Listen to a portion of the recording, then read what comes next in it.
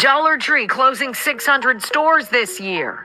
CVS closing 900 stores through the end of this year. Walgreens closing 150 stores. Outback Steakhouse has already closed 40 of its restaurants.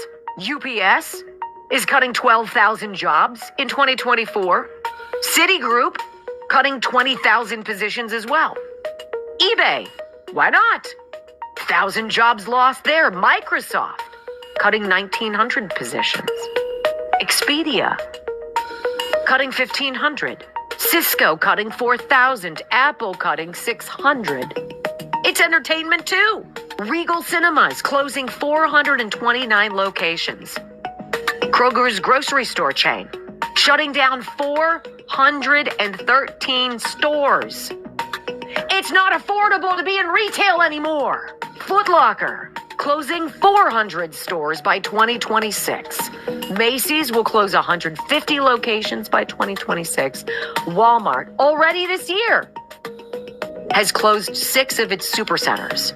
While the U.S. Senate has passed nearly $100 billion to send to other countries that Joe Biden just signed yesterday, most can't even find Ukraine or Israel on a freaking map, let alone Taiwan.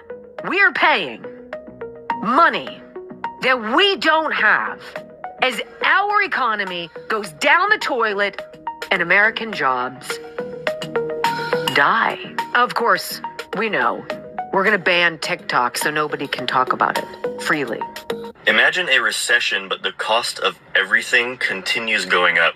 This is a scenario that is currently playing out right now and could go into effect later this year or early next year. This is called stagflation, where you have companies continuing to lay people off, earnings are going down, yet inflation continues to go up. We saw this with the recent GDP numbers. They came in significantly lower than expected. And this morning you had the jobs opening report. There are 300,000 less jobs currently active right now. Unemployment has ticked up a little bit, but is still sort of hovering around the high 3s. Now, I do think that report is false because there are a lot of people who are working 2 or 3 jobs just to get by. And unfortunately, inflation just continues to go up. We are seeing big companies reporting significantly lower earnings than last quarter. Amazon, for example, last quarter they reported 170 billion in revenue, and this quarter they only reported 143. Now, I know that is a lot of money, but then you look at Starbucks. Starbucks has actually guided down, and their number of stores has reduced for the first time in the United States. McDonald's reporting $300 million less than they did last quarter, which is a staple for lower income people to go and eat. But now McDonald's is just so expensive, people can't afford to eat there. Stagflation is probably worst case scenario for the economy, because if you have companies continuing to lay people off, yet the cost of everything is going up, this is an economic disaster. And unfortunately, it will leave the Fed in a situation where they can't cut rates, because they have said time and time again,